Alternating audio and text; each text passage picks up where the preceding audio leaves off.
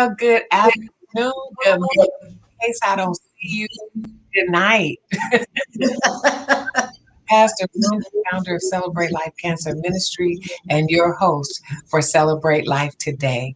I am so happy to have my friends from the cancer support community with us today, just so that we can talk about the importance of collaboration and partnership and to learn more about our organizations. So I have with me Julia Ford. Hi, Julia. Hi, Pastor Rhonda. Thank you so much for having us.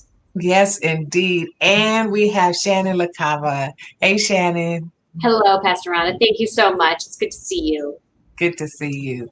And I'm just so excited because Shannon and we have met in various community meetings where the cancer support community has actually, come all the way over to Charles Drew University. We've run into each other at the Susan Love Foundation organizations and many other places. And when you have community people who are around working for the benefit of the people, those are the people that you want to do business with, that you want to collaborate with, and to actually refer people back and forth to. So today we're going to learn a little bit more about the cancer support community. I have to get that name straight. CSC is what I know you to be, and the Wellness Center. Everybody knew the Wellness Center when they made that name. It's been how long now? It's been a long time. It's the Wellness Community. So, but yeah, you're right. It's been a long time since, I think it was 2009, 2010 that we changed our name to the Cancer Support Community. Same organization. Okay. The same great stuff. Yes. Yeah. So go ahead, take it away. Let's talk about it. So tell us about the cancer support community. Sure. Well, how about I just give a little bit of a history, and then I'll let Shannon take it from there in terms of what we do. But we were founded in 1982 as the Wellness Community. You're right, Pastor Rhonda. And a lot of people in the city know us as that still, because we had that name until 2010, and we were founded by the response of a family. So Dr. Harold Benjamin's wife, Harriet Benjamin, had breast cancer. And at the time, there was nowhere for her to go to talk about what she was going through. She used to say that people just wanted to know what color wig she wanted.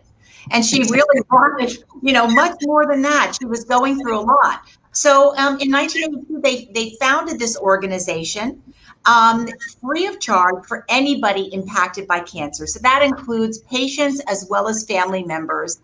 And of course, we use the word family very loosely because you might not have family at all or in the city. So your best friend might be taking you to chemo every week, and that person is very much impacted by cancer.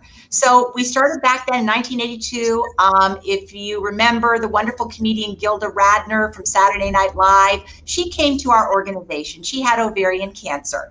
And when she died, her family and friends created Gilda's Club, which was based upon the wellness community model. So then jump to 2010, and Gilda's Club and the wellness community merged to form the cancer support community. So we're all over the country. We started it here in Los Angeles, but now there's about 50 locations across the country and an additional 125 satellites and hospital partnerships. I really shouldn't say just the country, it's international. We have a community in Israel, we have one in Japan, and we have one in Canada. And there's probably others in development as we speak. So I'll let Shannon talk a little bit about what it is we do. Yes. So thank you, Julia. And thank you again, Pastor Rhonda, for us and giving this platform for us to share a little bit about CSC. So in terms of the work that we do, we provide free support to individuals and families and their systems of support for anybody that is going through cancer or impacted by cancer. We have what we call our 5 core components of support. So the first is that emotional, the social piece. We do a lot of support groups and individual counseling.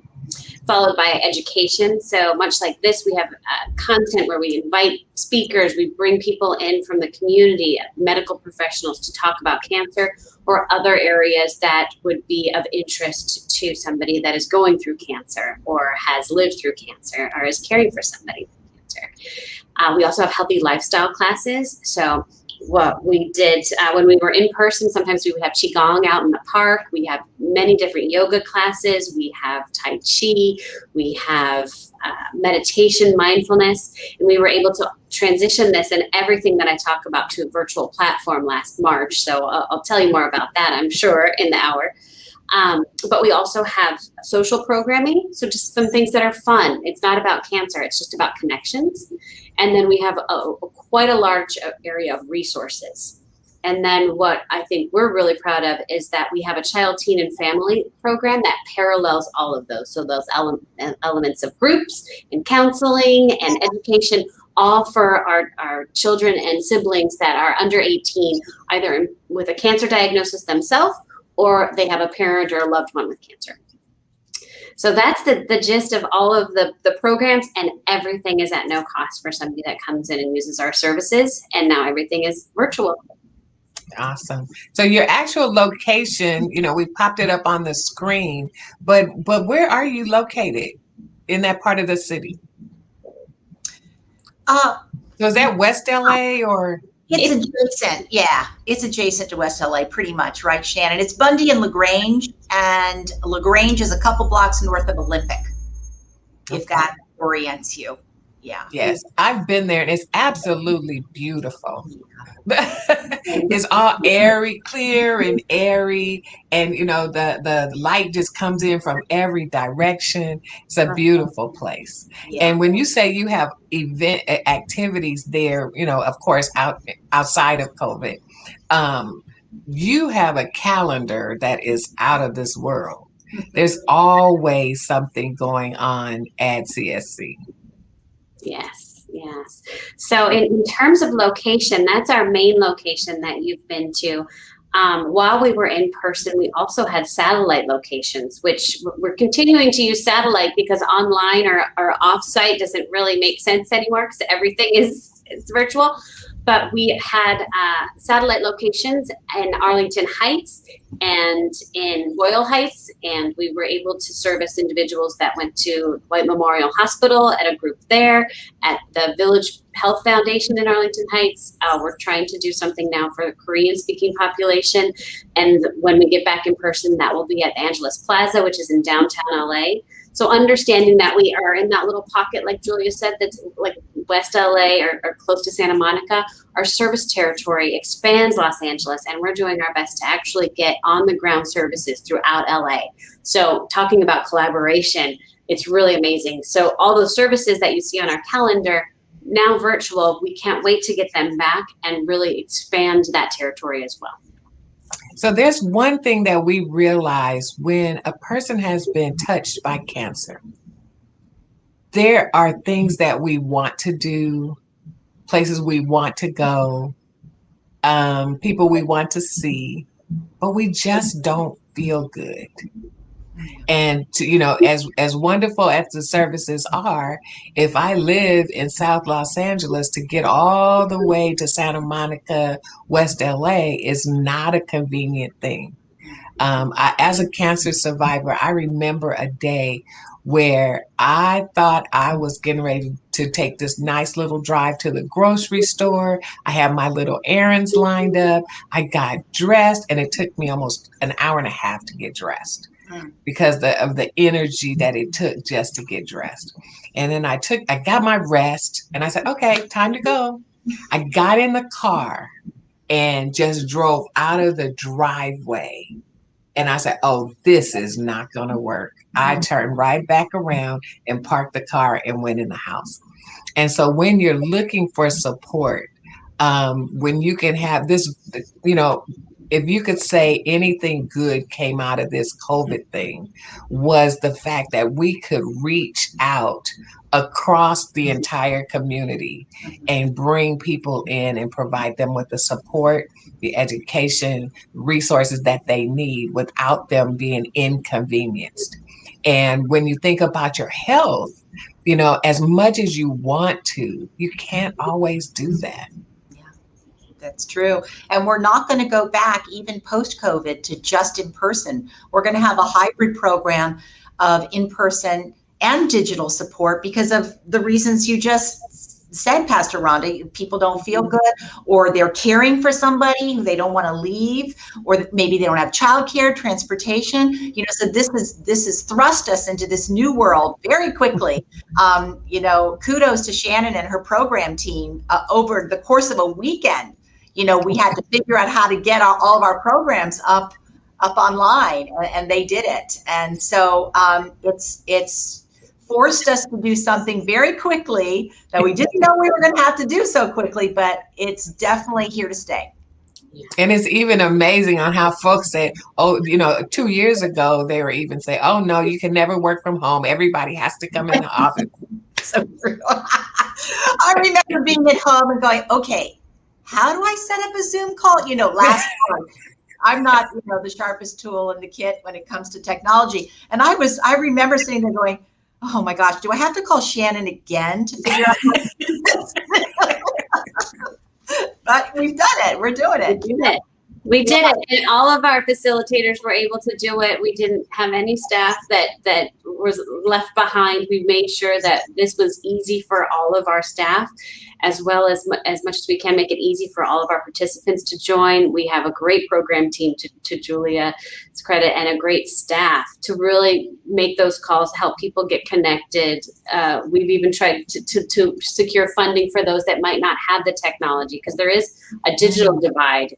And we really want to lean into that and see how we can make more access available to individuals that might not have the internet or have the technology. So how can we get funding secured to be able to provide something like that? And yes, the virtual is not going away. We saw it coming a little. We had it on our strategic plan, and we had about 2 groups that were going to go virtual, and we have a clinical team meeting that was virtual. We had no idea that it was going to happen this rapidly and this widespread, but we've learned a lot. And Pastor Rhonda, to your point of opportunity in looking at something so devastating and what can kind of come out of that, we did a program survey, like an evaluation for our members last September, to just see how has their experience been online, what are their hopes to go forward.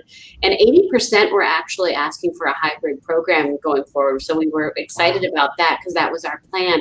But we had some qualitative data. We had people share testimonials about how they weren't able to attend before because of their sickness or their illness, or there's the constraints of treatment, really. And they could call in and have connection for the first time. So that is incredible to your story. And to be able to give opportunity for that connection, we've had people call from the comfort of their home, the comfort of their bed, and be able to see the smiling faces of the group members that they know when they're in the throes of treatment. And that was unheard of before. So we're grateful for that, in at least something positive coming out of all of this. So if someone didn't have access to technology, what type of resource would you provide for them? So right now we're working on that. We do have a fabulous grant writer, and we're doing some work with other organizations to see how we could put something together where we could potentially offer a hotspot and a tablet, because it's as simple as that amount of tech would get somebody connected. We've also used Google Voice. So if we need to put something together that is more voice operated versus video, and we've done that for our Spanish programs, especially at the start when this was really confusing, and it was a big tech jump for all of us. So we were able to think differently and see how we could make as many connections as possible.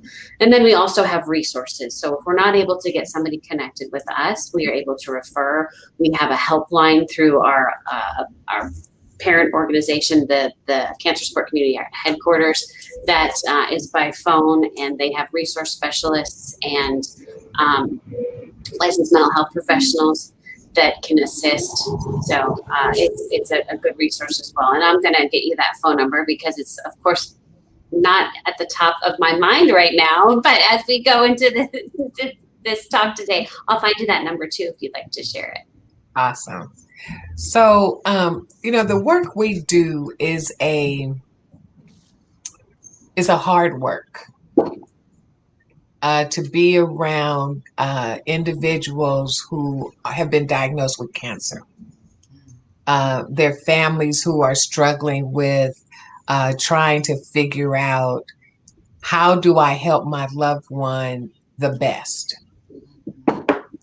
And I know, Shannon, I know you have a psychology degree, but how do we handle uh, the mental health for those of us that are caring for, like running the group? A lot of people don't think about the group.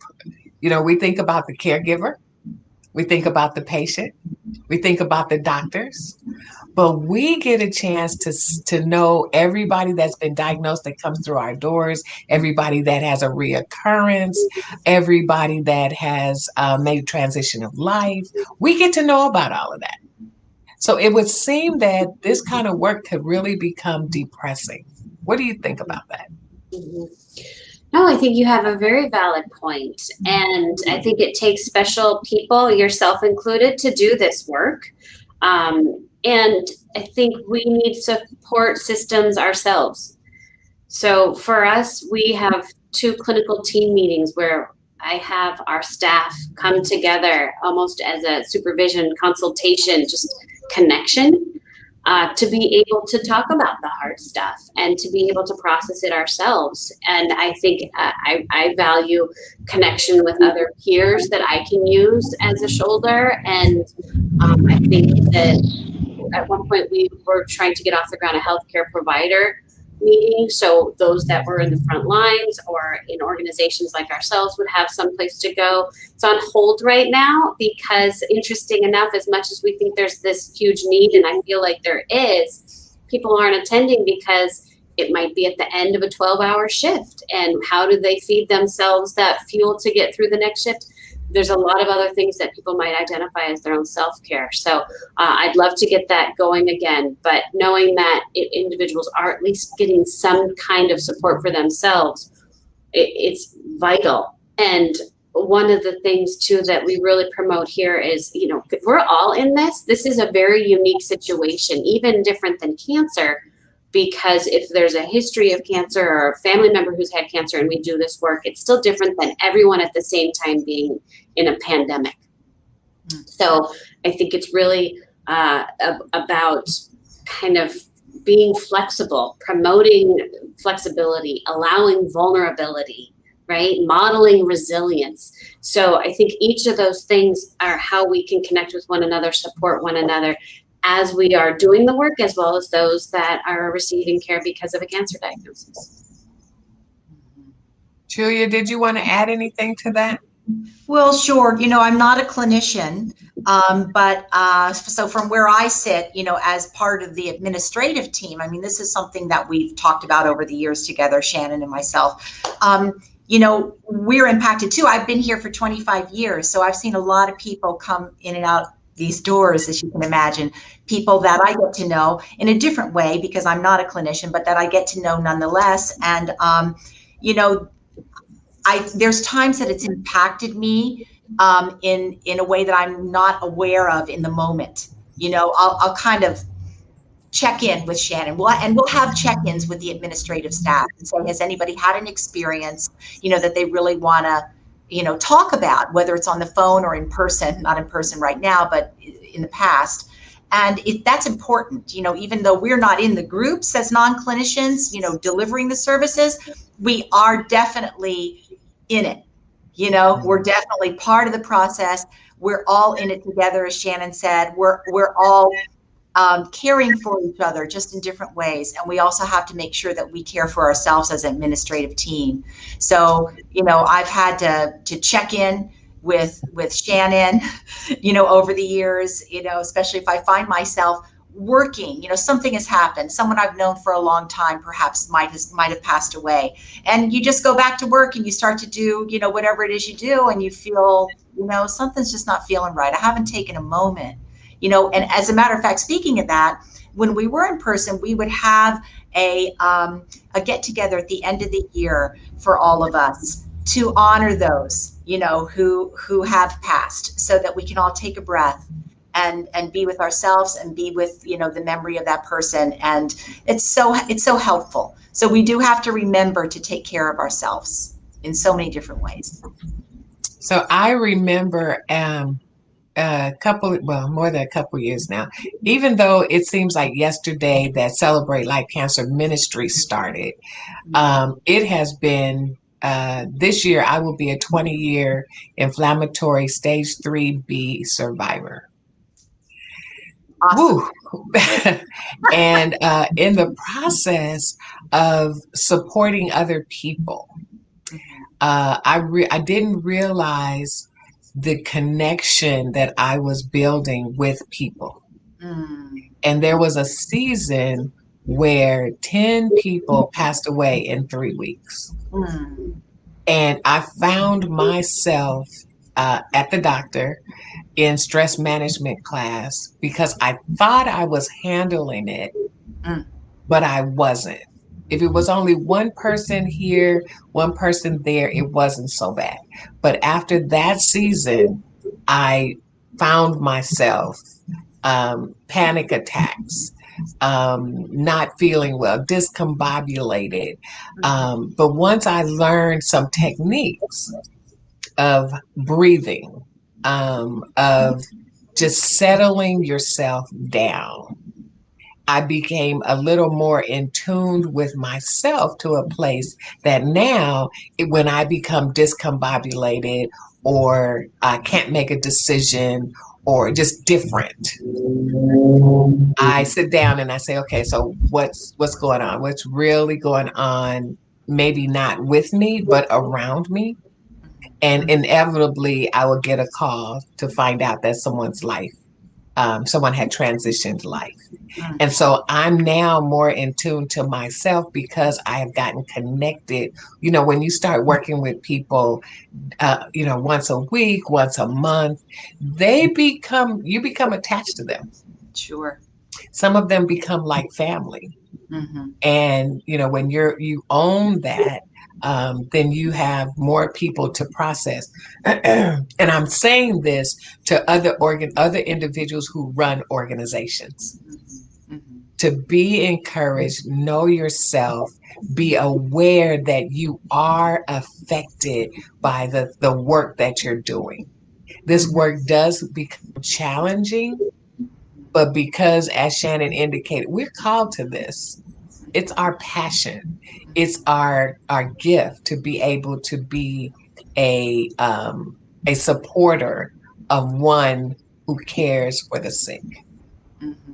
Not everybody can handle this kind of work.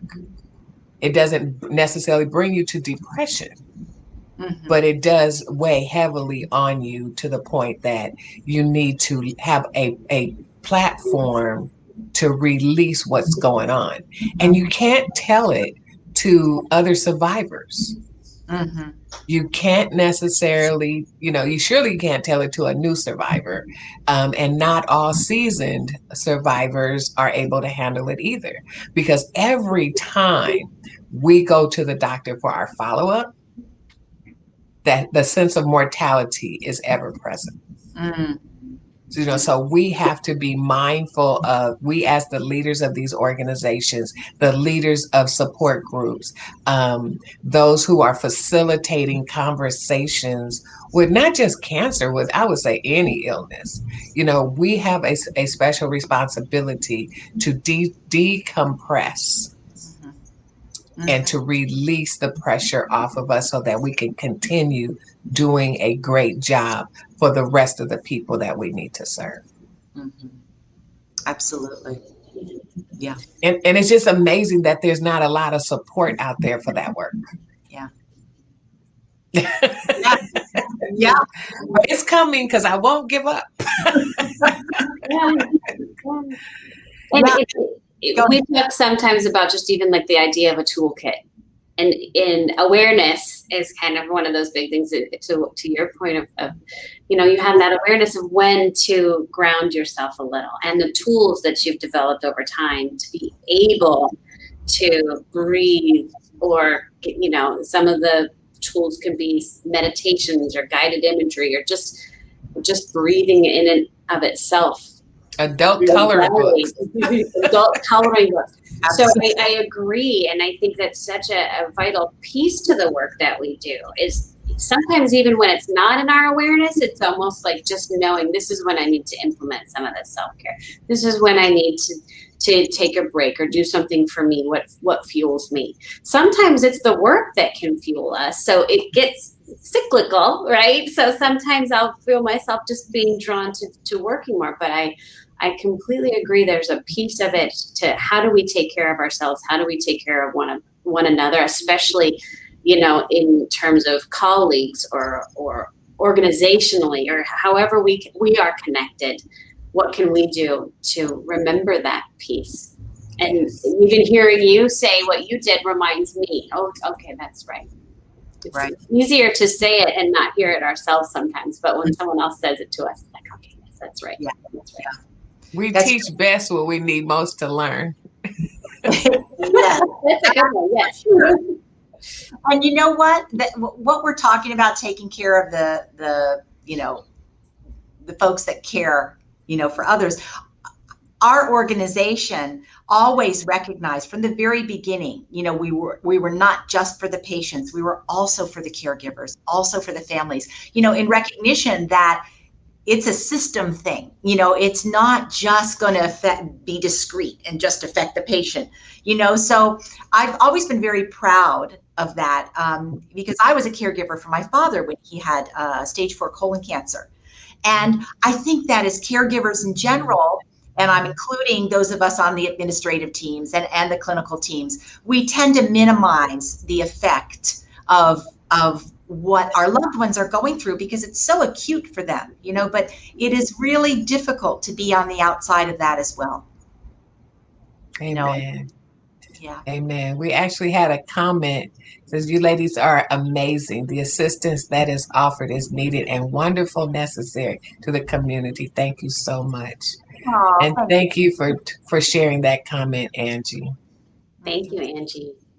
Because there are, and speaking of caregivers, we are, both organizations sit on a committee that is putting out a toolkit resource for caregivers. A number of organizations have come together and put together, what is it, a book, Shannon? So it's going to be a training that will be live in July, 2 different days in July. The dates are coming soon, and a bit of a resource book, so a curriculum. And it's how to be a caregiver mentor. So for individuals that are in the community at any level that are connected with others that might be a caregiver to somebody with cancer. So it's a free training. It's put on through the LA3C, what we call ourselves. So it's the Los Angeles Cancer Caregiver Consortium, which Pastor Rhonda and myself are on. And it is through funding from the Tower Research Foundation and put together from CSCLA and Providence St. John. So yes, thank you. We're going to have more information about that. And we'd love to share that with you, Pastor Rhonda, if you can help get some of the digital flyers and the information out. And it's all going to be free, and it's just tools. It's to help build that toolkit for yourself and also to support someone else who might be a caregiver. Thank you. Because we actually realize that people become caregivers sometimes right on the spot. Maybe there's a car accident. And so therefore they end up being a caregiver. Sometimes they can see it coming, like with something like Alzheimer's.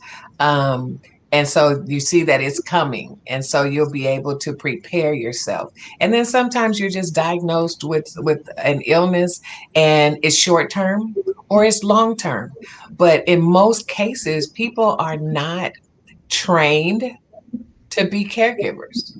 And sometimes, you're looking for help from your family, if there are additional siblings, if that person has siblings or children, and you're looking for them to provide the support. And I just want to encourage those that are in the trenches. Support does not always come from where you think it should come from. It's right to believe that your siblings should help. It's right to believe that the patient's siblings should help. It's right to believe their parents should help if they can. But is everyone's not equipped to do that? And one of the things I think folks need to understand is asking God to send you the help you need. Because surely we all want the help that is going to be helpful, not the help that's going to get in the way. Right. So this handbook and this training is going to be extremely helpful, and we will definitely be sharing that with others. Thank you, Pastor Rhonda, and thank you for your involvement in creating this. This was a long time coming. We started this project at the very beginning of 2020 with hopes that we were all going to be in person at our initial meeting in March, and it didn't happen. So we quickly pivoted, like everything. But we started doing some really wonderful meetings, again, with some amazing champions within the Los Angeles community that wanted to share resources, share information, and build this curriculum. And I appreciate all that you've done, Pastor Rhonda, to help build this. Thank you. So, Julia, were you getting ready to say something? No, you go right ahead. Okay. So, when it comes to patients that come to, like, what type of patients should come to CSC? Shannon, you want to go ahead with that one? Sure. So we welcome anybody that has been recently diagnosed with cancer, or even someone who maybe, that period of time, and I think you spoke a little to it, Pastor Rhonda, where treatment might be over, and sometimes the family or the friend or the social expectation is, oh, it's over, right? And then maybe it's not, right? So somebody who's like, no, I need it now. I might have thought I was okay, and now I need a little bit more. That person is welcome. Individuals that do provide direct care, or even just love somebody that has cancer. We have, people are all over the country. Families are spread out. If you have a loved one that's not in California and you're here and you feel like you could use some support and connection as your loved one goes through cancer, we welcome you as well. So really, it is just the idea of, are you impacted by cancer? Please come in. We invite people to an orientation. We tell them about all of our programs. We get them what they need. And there's really no right way to use our services. We kind of say, this is all that we have. What feels right for you? What would you like to learn more about? And we can be as helpful as you'd like us to be. But really, we recognize the power of that person that's coming in, that they're going to know what a good fit is for them. And no referrals necessary. We do have many champions within the hospital and healthcare systems that might send people to us. But you can Google, I'm in Los Angeles, I have cancer and I need support. And Cancer Support Community LA will pop up because we kind of hit those keywords. And you can just call us and we'll tell you how we can take it from there and invite you in. So. Awesome. So we had another comment. This is a much needed training, the caregiver training. I've been a caregiver for recent cancer patient that passed away, cared for my mom with dementia before she passed away, and now I am a leukemia patient survivor and lupus warrior. So this information is very important to me. Hey, Steffi. And if you want to meet a trooper, oh, I can't wait to get Stephanie on our show. This lady is a dynamic trooper. I could tell by just reading that. I'm like, I want to meet that woman. We think cancer is bad. Lupus is ongoing forever and ever. Amen. It seems like, and the flares and the triggers, you try to do all the right things. And I'm not going to tell Stephanie's story. I'm going to bring her on. And I know she's sitting back there laughing, shaking her head. No, but she's coming. You just wait and see. So, the other thing we're talking, the patient, the types of patients. So is it men and women as well? Yes, men and women, all diagnoses, all stages, everyone welcome. So, Stephanie, if you want to reach out, we'll welcome you in too. We'd love to hear from you.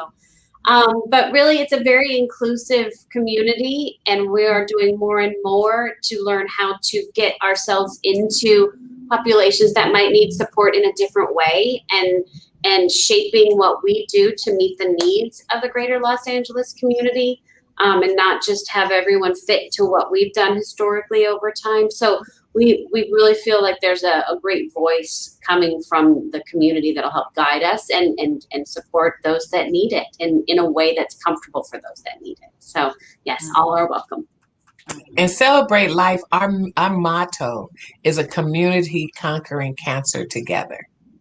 And it is so good when we're able to refer people to you and you refer people to us, or we simply come together and say, let's host this meeting together. You know, because we do a lot of similar type work. But I remember the time where I spent an hour on the phone with a lady, and she, at the end of this hour, she says, you know what? This has been really, really helpful. The information you've shared with me, you've given me resources, but baby, do you have somebody my age I can talk to? You know, so no matter how good the information is, people want to see and connect with people like them, whether it's the same diagnosis, whether it's the same age group, whether it's the same ethnicity, whatever. People like that little extra something, even though they know that they can get the information that they need other places. You know, because connection, relationship is so important in the entire process of your healing. You know, the whole thing. Yeah.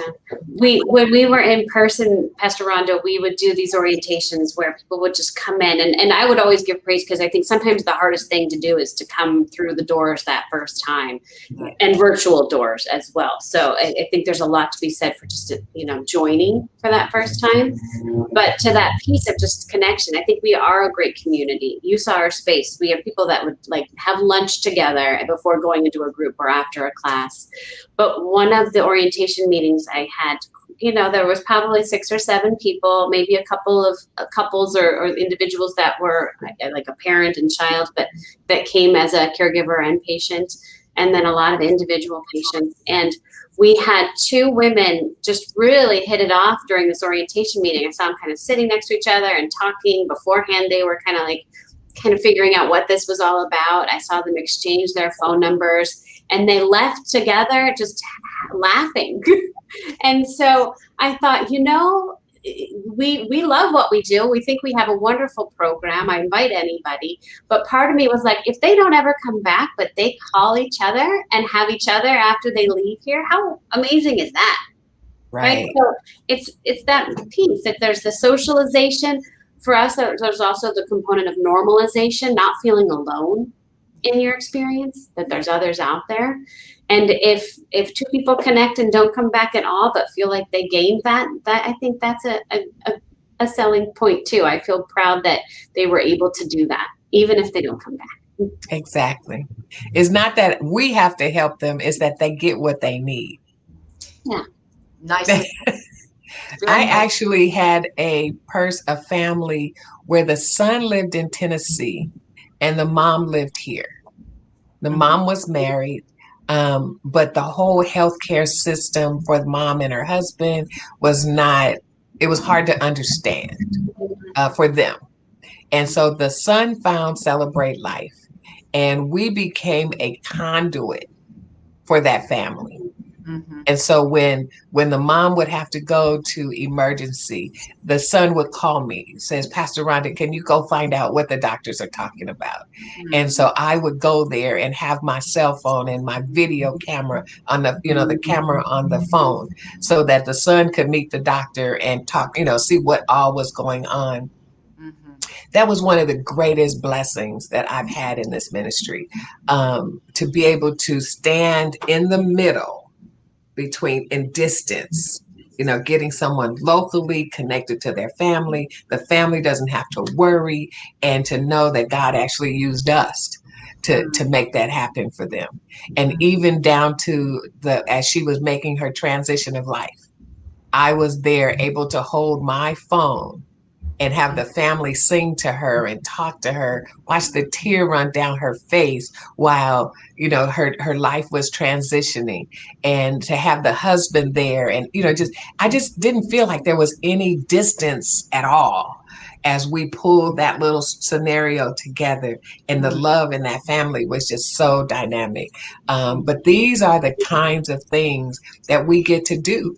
And, and once that's done, it's kind of done, but I still try to reach out to the family every now and then to say, how are you doing? I haven't forgotten about you. And that family I will never forget.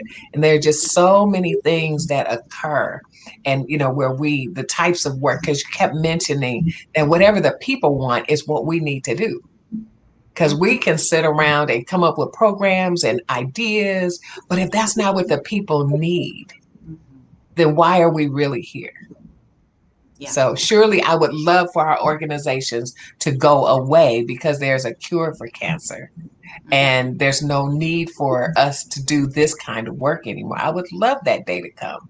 But until then, it's people like us that have to continue doing what we do to be a blessing to those still in the journey. Mm-hmm. Right. Very true. And we listen to our community members in terms of what they need. Shannon is always creating, different specific groups for specific cancers. If we have a lot of people coming through with a type of cancer or a particular need, and just in terms of groups and people wanting to be with, people who are like them, I want to give a shout out to our child, teen, and family program. We have a really growing child, teen, and family program. We have a young adults group, and there's just not a lot of services like this for kids, for teens, and we want to be that space for them as well. And I know Shannon could speak more to that than I can. But we actually have events called Fun and Fellowship because this health journey cannot be humdrum. Our organization is called Celebrate Life. That's what we come to do. And you'll never know. You think you're coming to a support group meeting, but it could be a line dance class. It could be a yoga class. In fact, we actually will stream a portion of our support group online, and that'll be the educational part. But we hang up and we do fun things, dancing, coloring, all kinds. You think about it, we do it because we have to. We one of the things we realize is laughter is what one of the best medicines. Yeah. And if we can keep you laughing, even when people are on their journey, they're like, you missed your calling. You should be a stand-up comedian. So, but it's just that I need to make light so that we can continue the journey. If everything was a downer, was a depressor, whoa, yeah, I know, I'm sorry you're in this situation. No, get up, dust yourself off, get up and get back to life. You are not dying because you have received a diagnosis. You, as long as when somebody says above ground is a good thing. So we want to keep living every moment while we are above ground because it's a gift. Every day is a gift, and we need to see it that way. Mm-hmm. Mm-hmm. I think you just articulated beautifully the impetus for our organization was getting up and dusting yourself off. And no, I don't want to just talk about a wig. And yes, I do want to have a joke fest. We have like comedians come in and we have all kinds of dances and everything, so that's so true what you just said for us as well. And the whole partnership and collaboration, none of us can do this work alone. So we're so much about that, and I know that you are too, Pastor Rhonda, and I'm so grateful for that. And I think Stephanie just had something else come up. So thanks, Stephanie. Thanks, Stephanie. See, you have a new friend already. It doesn't take much. Oh, okay. So before we start wrapping this conversation up, is there anything you're thinking about that we would like to talk about before we go? I feel like I've been talking a lot, Shannon. You want to jump in first? I don't. I think maybe just to express my gratitude, because it's so wonderful to have this as just an open dialogue, but also to just tap into not just how we have met and have seen each other and known each other and worked together over the years and really defined that community collaboration piece. But just, I think this was just such an honest dialogue about even how we support ourselves and the work that we do. And it really felt wonderful. So I just want to extend my gratitude to you, Pastor Rhonda, for having us and thinking of us for this show. Amen. Well, just a little bit about Celebrate Life before we jump off the meeting or off the screen. Celebrate Life was founded as a result of my completing my cancer journey. I actually threw a party, and the party turned into this work. The theme of the party was "Let your hair down or take it off." And we made it a potluck because as you know, that as you go through chemotherapy, sometimes you have a tendency to lose your taste buds.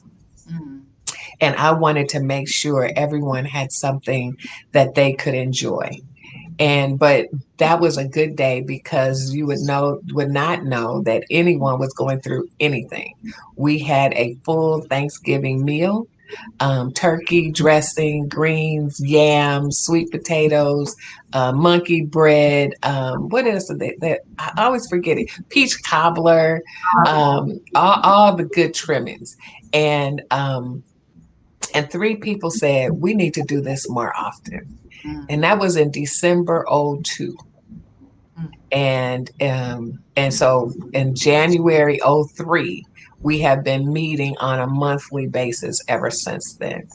And we started out by doing meeting the needs of people. So we would throw a birthday party for a stage 4 patient who had she had 4 children, but only 3 had ever had a birthday party that she gave. So I told her, don't worry about anything. And I never knew, we didn't have any money in the beginning. I didn't know even how to do any of that stuff, So I said, you know what? You just get your child's friends together on a certain day and we'll bring the party. We brought the cake, the decorations, the dinner, the gifts, the giveaway gifts, everything you would need for a birthday. And she was able to put it together. And so her child believed that the mama did the whole thing all by herself. We used to have galas where we would send limousines around the city to pick up the cancer survivors and bring them in. If they were in treatment, we would bring them in. And that was inspired by this guy, Bill.